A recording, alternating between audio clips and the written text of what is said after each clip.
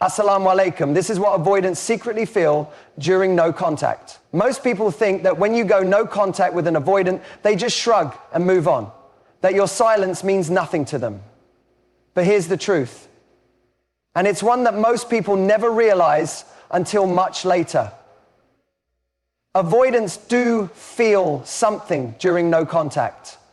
In fact, they often feel more than they're willing to admit, even to themselves. See, avoidants have a core fear of engulfment. They pull away when things feel too close because they confuse intimacy with losing their independence. So when you back off, when you stop chasing, stop explaining, stop texting, their system experiences something unexpected. Space without pressure. And that silence, it becomes loud, deafening even.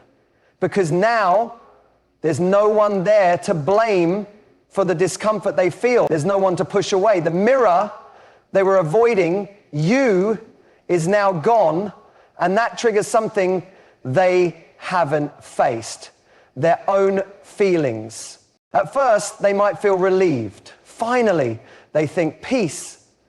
But days pass, weeks, maybe, and slowly a question creeps in. Why haven't they reached out? Were they really willing to walk away? Did I matter as much as I thought I did? That's the shift. When you stop chasing, they start facing. But here's the part that matters most. None of this works if you're doing it to manipulate them. No contact only works when you're doing it for you, to protect your peace, your self-worth, your heart. Because the real power in silence isn't what it does to them. It's what it gives back to you. When someone with an avoidant attachment style experiences no contact, their initial reaction is often one of relief.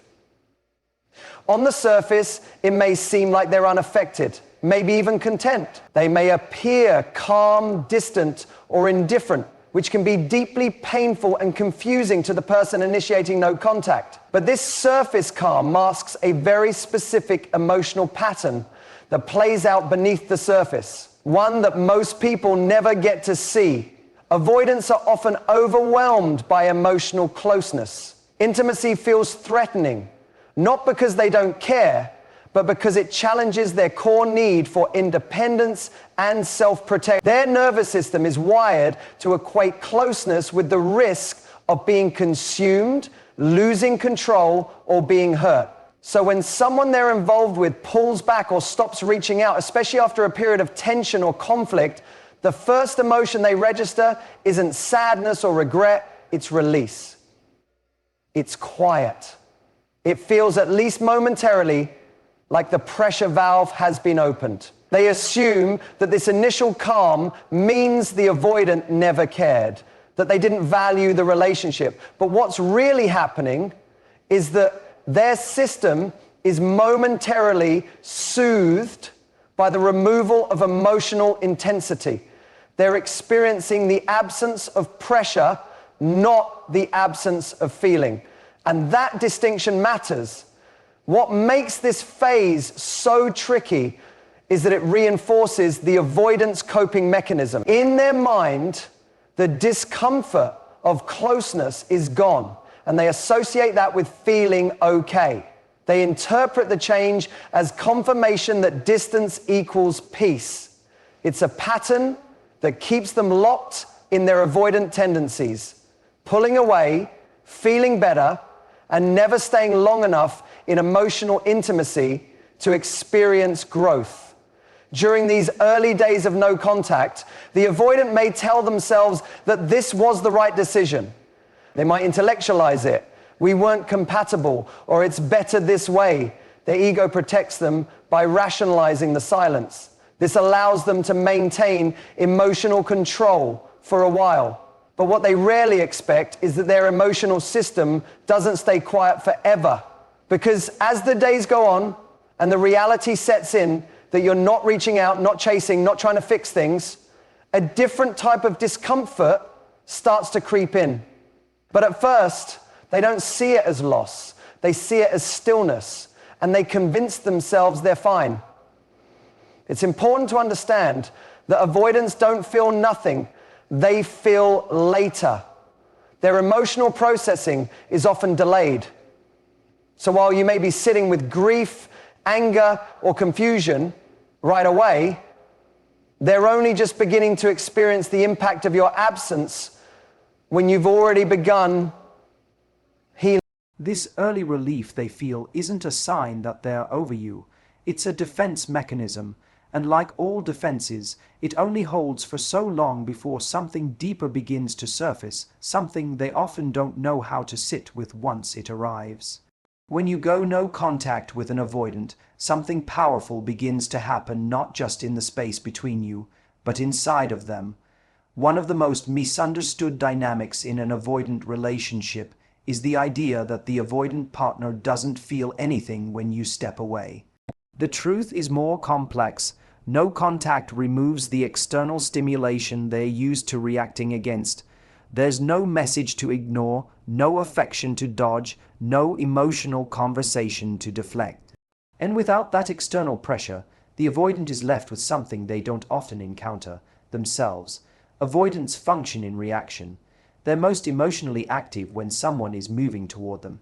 It's in that moment when intimacy increases that their internal alarm goes off, their fear response kicks in, and they retreat emotionally or physically.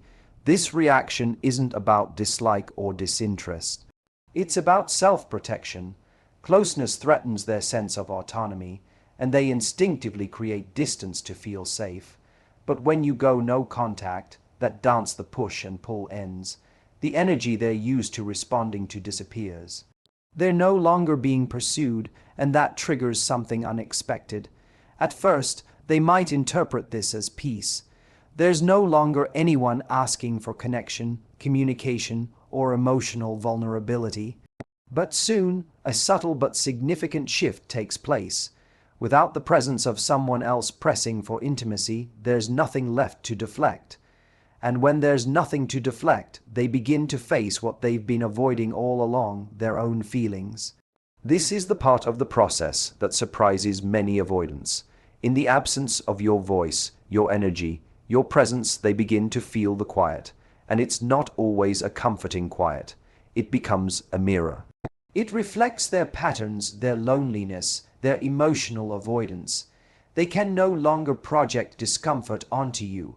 The problem they thought was coming from outside the feeling of being overwhelmed or smothered is gone.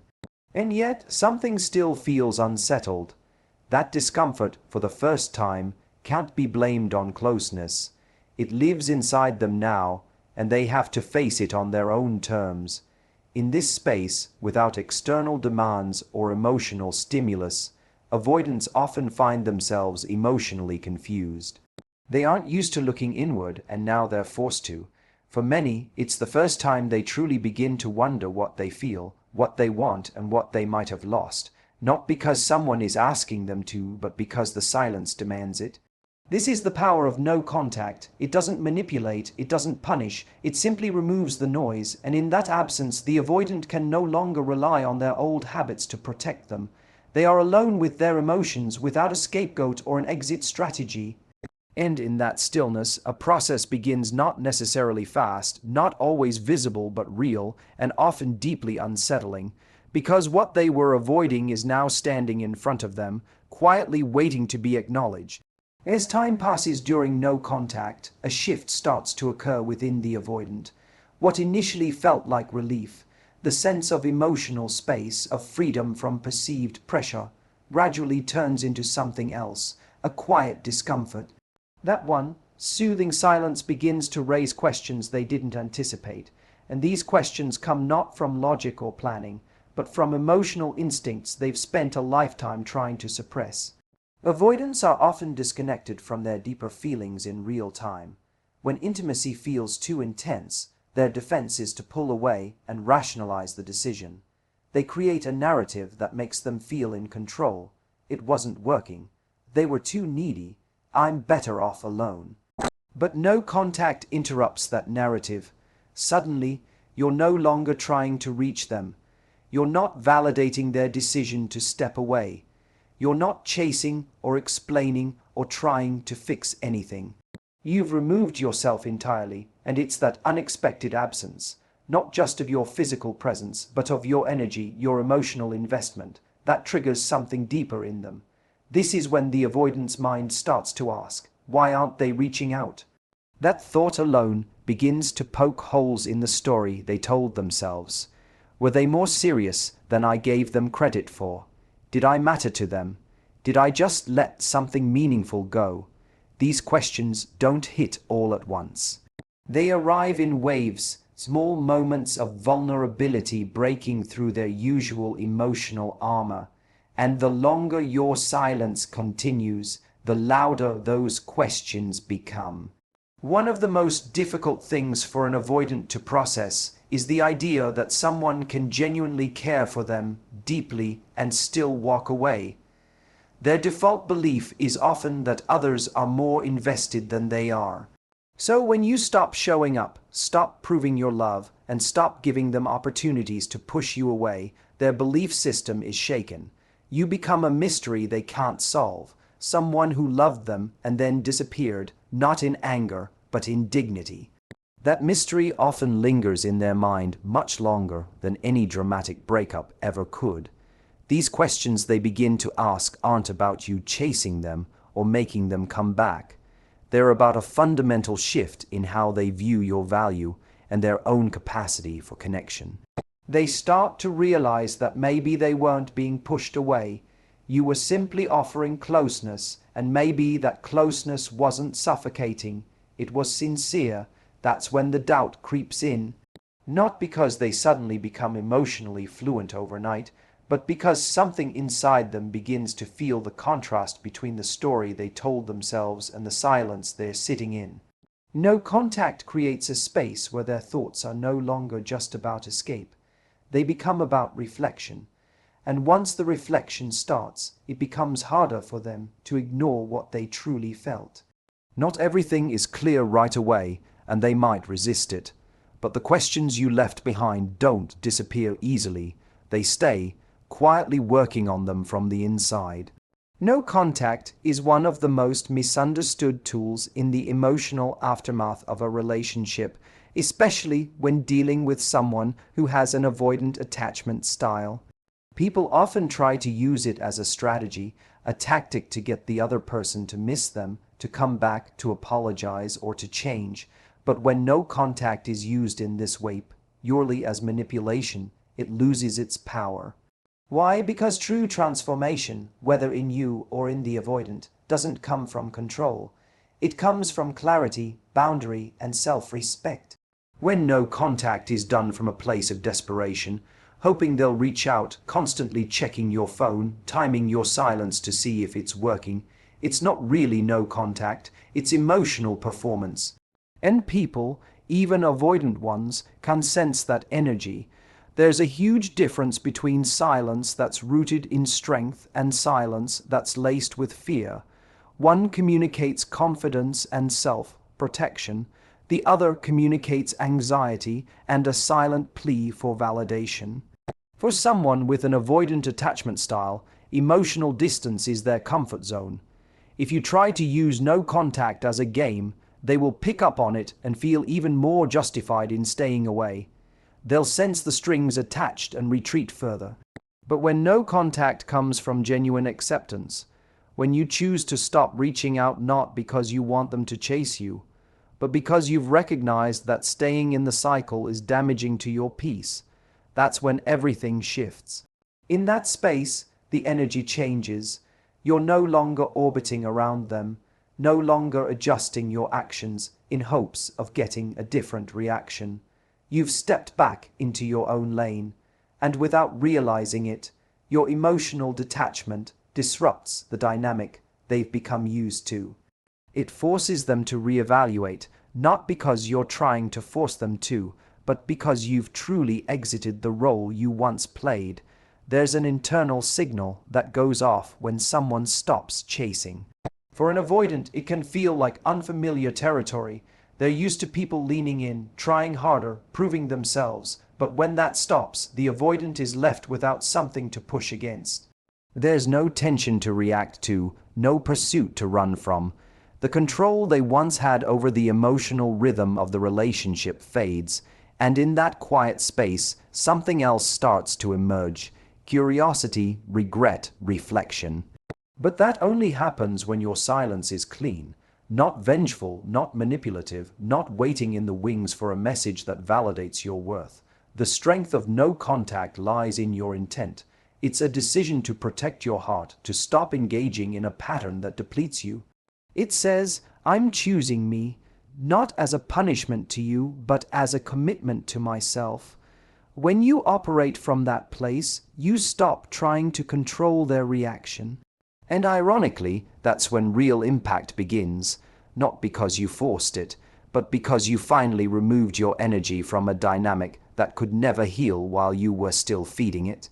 The most profound result of going no contact isn't the reaction it creates in the other person. It's the transformation that happens within you. When you've been involved with someone who has an avoidant attachment style, you may have spent an enormous amount of energy trying to bridge the emotional gap, trying to be more patient, more understanding, more accommodating. You may have twisted yourself into emotional knots trying to make the relationship feel safe, secure, and connected. And the painful irony is that the more you tried to prove your love, the more they pulled away. Going no contact is not just about stepping back from that person. It's about reclaiming all the energy you've poured outward and finally turning it inward. It's the moment you stop making their emotional unavailability your personal project. It's the space where you begin to ask yourself, not how do I get them to see my worth, but why did I need to prove it in the first place? In the quiet that follows, something powerful begins to emerge: clarity. You start to see the dynamic for what it was: not a balanced relationship, but a loop of pursuit and retreat. You see where your needs weren't met, not because you were too much, but because they weren't willing or able to meet you there. And instead of continuing to hope that your absence will change them, you start to ask what you want to change for yourself. This shift is not instant. At first, you may feel the urge to reach out, to break the silence, to get closure or reassurance. That's normal, but as you resist that impulse and stay with yourself, you begin to grow in ways that would have been impossible inside the cycle. You begin to rebuild self-trust. You learn to sit with uncomfortable emotions without immediately seeking relief from someone else. You begin to realize that love shouldn't require this much self-abandonment to sustain. And perhaps most importantly, you start to develop a stronger sense of self-worth, one that is no longer tied to whether or not someone chooses you. That's the true win of no contact. It's not about making someone regret losing you. It's about finally stopping the pattern of losing yourself in the hope of being loved. While the avoidant may or may not reflect, may or may not come back, you're no longer sitting in waiting. You've shifted the focus. You're no longer chasing answers from someone who couldn't meet you emotionally. You're giving those answers to yourself.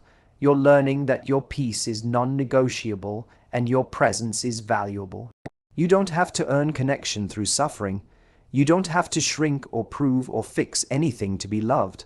So while no contact might stir something in them, the real growth, the kind that truly changes your life, happens in you. That's the power of walking away with grace, not to make them wake up, but so you finally can. Thank you so much for listening today. I hope this helped shed some light on the hidden emotional journey avoidants go through during no contact, and, even more importantly, inspired you to honor your own healing and growth. Take care of yourself, hold your boundaries, and remember, you are always worth the love and respect you seek. Goodbye for now, and thank you again for spending this time with me.